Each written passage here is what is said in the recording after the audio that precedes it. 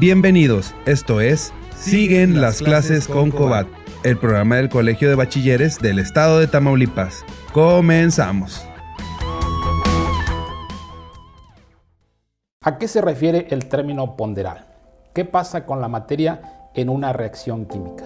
Hola jóvenes estudiosos, alegres, valientes, jóvenes triunfadores. Esperando que se encuentren bien, es un placer poder llegar a ustedes a través de este medio. Les saluda con mucho gusto su servidor y amigo Gerardo Martínez Ibarra. Bienvenidos a clases en línea en Cobat. Comenzamos. Bien. En estas fechas, regularmente, si seguimos el plan en la planeación, estamos abordando el bloque 1, el nombre de la unidad es estequiometría.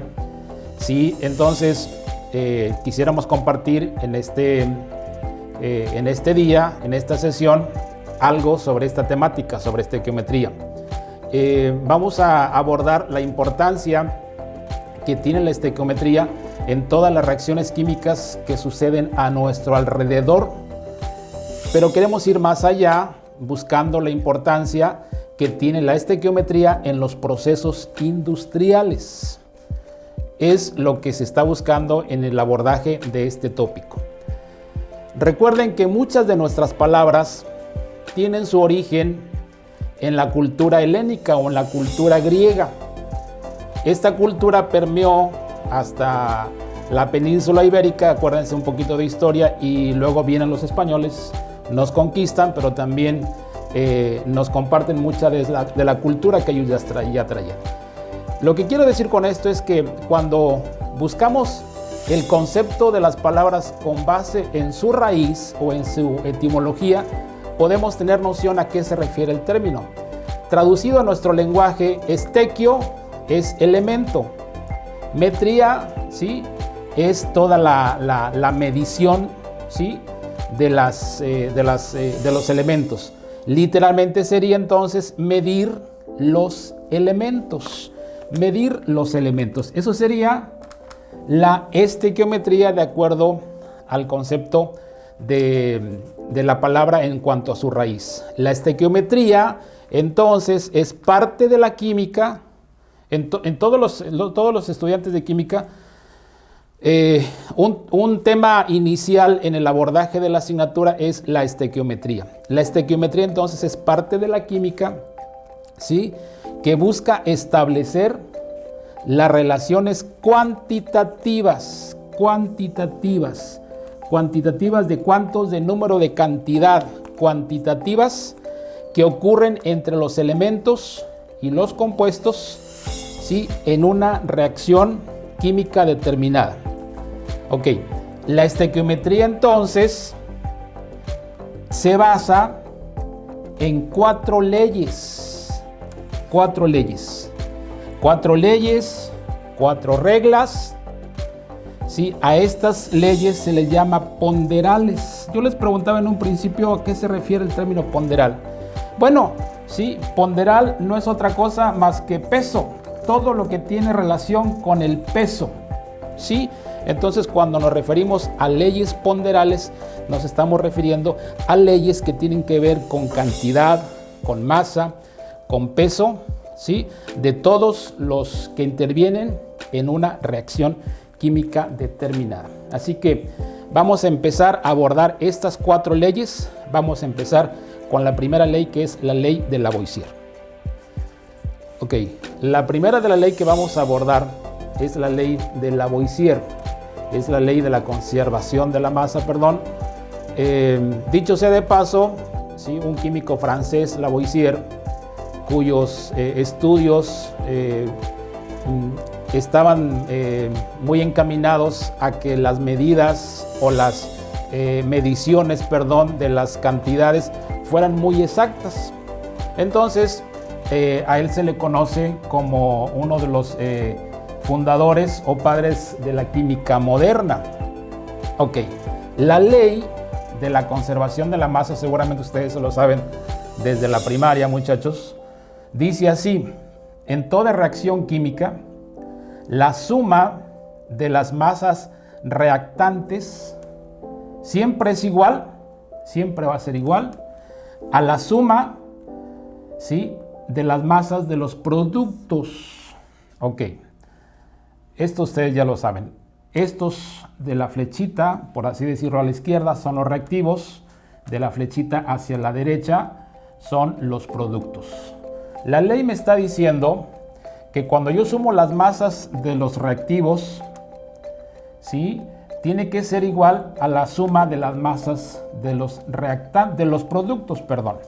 Entonces, las masas serían estas. La del calcio es 40. El calcio es 40, ¿sí?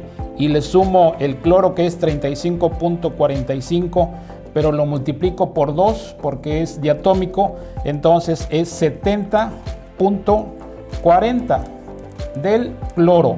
Entonces, la masa del cloruro de calcio sería 110.16 gramos. Vamos a ir viendo. Ok. Ahora voy a sumar las masas de cada elemento que conforman este compuesto. El sodio tiene una masa de 22.99, pero como son 2, entonces son 45.98. Estoy diciendo del sodio. El azufre tiene una masa de 32.06 y el oxígeno tiene una masa de 16, pero si lo multiplico por 4, porque son 4 átomos de oxígeno, da un total de 64. Esta suma, ¿sí?, me da como resultado 142.04 cuando yo sumo estos 3 elementos. ¿Sí? Si sumo estos 2, me tiene que dar, o más bien me da esta cantidad, 252.2 gramos. Esto es la masa de los reactantes. Los reactantes son de aquí hacia la izquierda. La suma de las masas de los reactantes en este ejemplo es 252.2 gramos. Para que me dé la ley, esto tiene que dar igual 252. Como estamos hablando de los mismos elementos, ¿sí? Hay un calcio, hay un calcio. Hay un azufre, hay un azufre. Hay 4 oxígenos, hay 4 oxígenos. Aquí hay 2 sodios, aquí hay 2 sodios. Hay 2 cloros, aquí hay 2 cloros. Entonces, me tiene que dar lo mismo. Acá la suma del sulfato de calcio, la masa de este compuesto es 136.13 gramos. Mientras que los 2 moles de cloruro de sodio o la sal de mesa, la que usted se come todos los días, ¿sí?, tiene una masa de 116.07 gramos. Sumamos estos dos y si la calculadora no me falló, entonces me dice que son 252.2 gramos, ¿sí? Ok, entonces es lo mismo. Es lo mismo. Se cumple la ley de Lavoisier, ¿sí? Los enlaces entre los compuestos se rompieron. Si se dan cuenta, esta es una reacción de sustitución doble. Tenía yo cloruro de calcio, lo hice reaccionar con sulfato de sodio, me dio sulfato de calcio y cloruro de sodio. ¿Sí? Los enlaces se rompieron, se formaron otros enlaces, pero en los productos. Pero lo que no cambia, ¿sí?, es la masa tanto de los reactantes como de los productos. La masa sigue siendo la misma. Ok, veamos otro ejemplo. Bien, este es un segundo ejemplo de la misma ley de la conservación de la masa de Lavoisier. Es un ejemplo muy sencillo, es la formación de la sal, sodio más cloro, ¿sí? Produce la sal de mesa. Las cantidades en cuanto a masa sería, el sodio tiene una masa de 22.98 por 2, me da una masa de 45.96, y el cloro, que pesa 35.45 pero también por 2, serían 70.90. Muy bien. De este lado, que es exactamente lo mismo, me tiene que dar la misma cantidad. Aquí son 116.56. Esta suma también de 45.96 más 70.90 me da una masa de 116.86. ¿Sí? Acá también es 86, aquí no vi bien, es 86. Bien, estas dos masas siguen siendo las mismas. Es un ejemplo más de la ley de la conservación de la masa.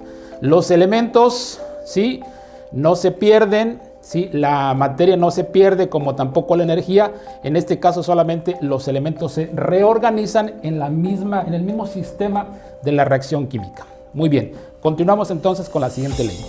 Bien, llegamos a la segunda ley. Es la ley de Proust.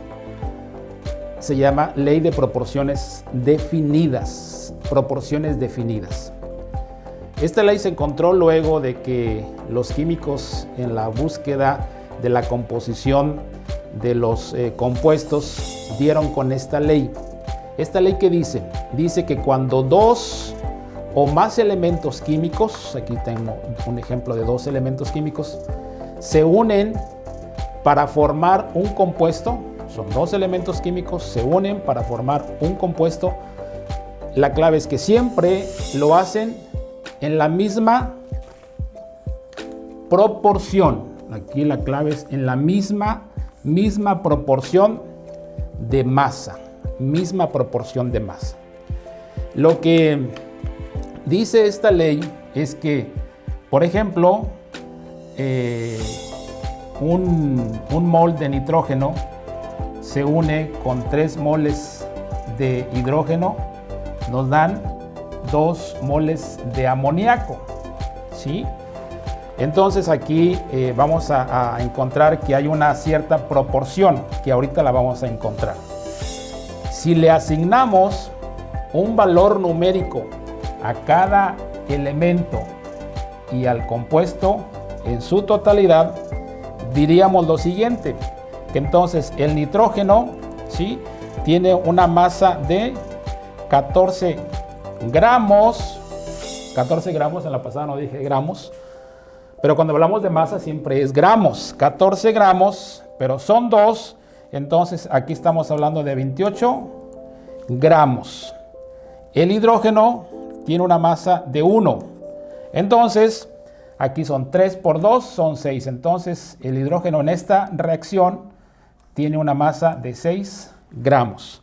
Cuando sumamos los dos, nos dan 28 más 6, entonces son 34 gramos. ¿Sí? La ley dice que cuando se unen dos o más elementos para formar un compuesto, siempre lo hacen en la misma proporción de masa. Vamos a encontrar la proporción. Si la suma de los dos valores numéricos o las masas de ambos elementos dan 34, hago una regla de 3 simple. Entonces 34 me equivale al 100%. ¿Sí? Yo quiero encontrar ahora, ¿sí?, cuál es la proporción del nitrógeno y del hidrógeno. Entonces, del nitrógeno, que pesa 28 gramos, ¿sí?, ¿a qué me equivale? Y del hidrógeno, que pesa 6, esto es para el nitrógeno, esto es para el hidrógeno. Entonces, en una regla de 3 simple, encontramos que entonces el nitrógeno tiene un porcentaje o una proporción de 82.35%, mientras que el hidrógeno tiene una proporción, de acuerdo a la regla de 3 simple, acuérdense, cruzado multiplicamos y el producto lo dividimos entre el restante. Es una regla de 3 simple, que dicho sea de paso, así pueden solucionar muchos procesos. Ok, entonces el hidrógeno, ¿sí?, tiene una proporción de 17.64%. ¿Sí? Entonces, ¿sí?, sumamos, aquí nos da casi el 100%, ¿sí?, 99.99%. Ahí se pierde por los demás números que están posteriores al punto. Muy bien, entonces aquí encontramos, y la proporción es que es 3 de nitrógeno por 1 de hidrógeno. Esa sería la proporción de 3:1. Muy bien. Para concluir esta ley, yo pudiera decir de que si se quiere obtener más amoníaco, entonces requerimos más nitrógeno y más hidrógeno. Pero el pero es que siempre se tiene que seguir y guardar la misma proporción de 3:1 bajo estos porcentajes. Hasta aquí la ley de Prost. Continuamos con la tercera ley. Muy bien. La tercera ley, jóvenes, se refiere a la ley de Dalton o a la ley de las proporciones múltiples. Por mucho tiempo, ¿sí? La ley de Prost, que hablaba sobre las proporciones definidas, que es la que acabamos de ver, se mantuvo. Pero luego Dalton, ¿sí? Que también es un químico reconocido y el autor de teorías que hoy son base también para la química moderna. Luego Dalton empieza a hacer trabajos con los compuestos, con los elementos y descubre algo por ahí. Se da cuenta que el fierro, al oxidarlo o al combinarlo con el oxígeno a ciertas temperaturas, no producían siempre el mismo compuesto, que producía óxidos diferentes. Por ahí empezó a calentar el fierro a 500 grados centígrados y producía un óxido. Aumentaba la temperatura y producía un óxido diferente, es decir, un compuesto con características diferentes. Entonces, Dalton se da cuenta de que la ley de proporciones definidas tenía un cambio. Y entonces Dalton postula la ley de proporciones múltiples. Muy bien. ¿Qué dice la ley de proporciones múltiples? Esta ley establece lo siguiente, que cuando dos elementos se combinan, ¿sí? Yo puedo decir el azufre más el oxígeno, cuando dos elementos se combinan para producir más de un compuesto, ¿sí? Puede ser estos, por ejemplo, para producir más de un compuesto, cuando dos elementos se combinan para producir más de un compuesto. Proust decía que se combinaban dos elementos y producían siempre el mismo compuesto. Dalton dice que cuando dos elementos se combinan pueden producir más de un compuesto. Bien, dice esto, que una masa constante de uno de ellos, en este caso voy a poner aquí abajito la masa del azufre, que es 32 gramos, ¿sí? Acá también 32 gramos y aquí también 32 gramos. Dice una masa constante, fija, de uno de ellos, voy a decir el azufre. Se combina con masas variables. El oxígeno aquí pesa 16 gramos. Aquí el oxígeno pesa 32 y aquí el oxígeno pesa 48 gramos, porque son 3 átomos de oxígeno. Cuando dice la ley, dos elementos se combinan para producir más de un compuesto, una masa constante, el azufre en este ejemplo, se combina con masas variables, la del oxígeno. Estas masas variables que ustedes ven aquí, guardan entre sí una relación sencilla. De repente pudiera ser muy subjetivo, pero la ley así lo establece. Es decir, no son números complejos. La relación son números sencillos, son números enteros, es decir, no son fracciones, y son números pequeños. ¿Sí? Y entonces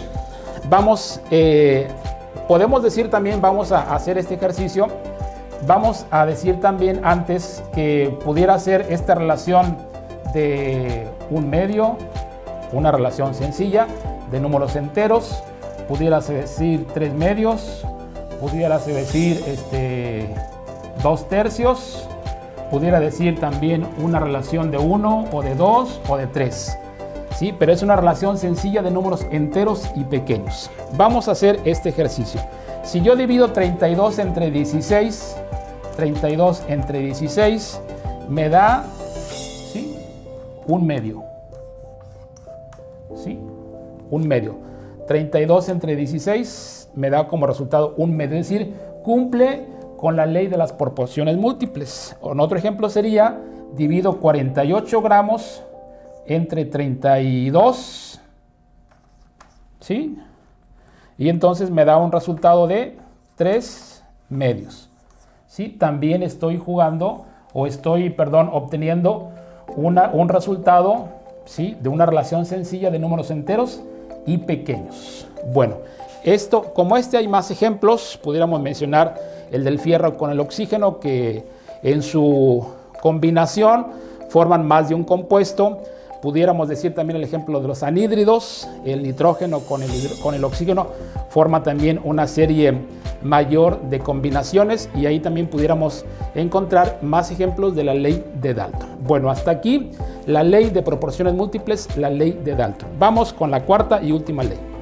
Bien, jóvenes, llegamos a la cuarta y última ley de las llamadas leyes ponderales, que hablan sobre el peso, la cantidad de los elementos que intervienen o compuestos que intervienen en una reacción química determinada. Esta ley de Richter y Wenzel, ¿sí?, que primero fue Wenzel, luego fue Richter, ambos al final de cuentas complementan, ¿sí?, y enriquecen esta cuarta ley, que es la ley de los pesos equivalentes. Pesos equivalentes. Bien, aunque la teoría está un poquito difícil de comprender a primera lectura, con el ejercicio nos vamos a dar cuenta de que no tiene mucho de complejidad. La ley dice esto, que las masas de dos o más sustancias que reaccionan de manera independiente con masas idénticas, ¿sí?, a una tercera sustancia, reaccionan entre sí con los mismos valores de sus masas. Dicho de otra manera, en este ejemplo, ¿sí?, el óxido de calcio, que son 40 gramos de calcio más 16 gramos de oxígeno, este es un compuesto. Estos dos elementos se combinaron para formar este compuesto. Aquí están otros dos elementos, que es el calcio y el azufre, 40 gramos de calcio y 32 gramos de azufre. Estos dos elementos se combinan y forman este elemento. Lo que está diciendo la ley es que estos valores numéricos, estas masas del oxígeno, ¿sí?, y esta del azufre, se van a combinar entre sí para formar este otro compuesto, y siempre lo van a hacer, dice aquí la ley, en las mismas cantidades o en los mismos pesos equivalentes. En este caso son 32 gramos de azufre más 16 gramos de oxígeno. Lo van a hacer siempre en los pesos equivalentes. Esto dice la ley de Richter y de Wenzel. Otro ejemplo sería, para ir cerrando este tema, es esta reacción, el hidrógeno más el azufre, para formar este compuesto, que es el sulfuro. Entonces son 2 gramos de hidrógeno más 32 gramos de azufre, producen una masa de 34 gramos.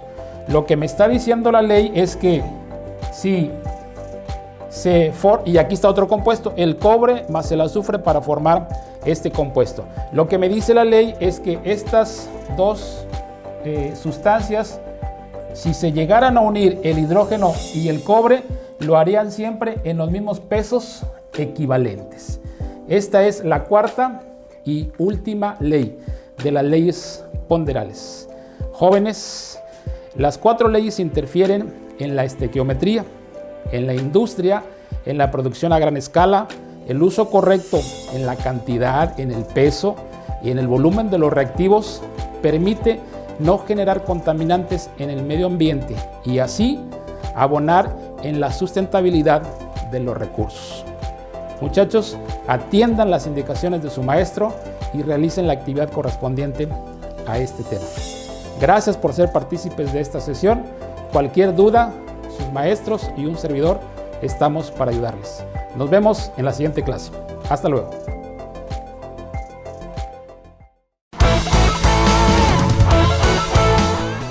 Esto fue Siguen las clases con Cobat, el programa del Colegio de Bachilleres del Estado de Tamaulipas. Los esperamos en nuestra próxima edición. Gracias. Soy mejor, soy Cobat.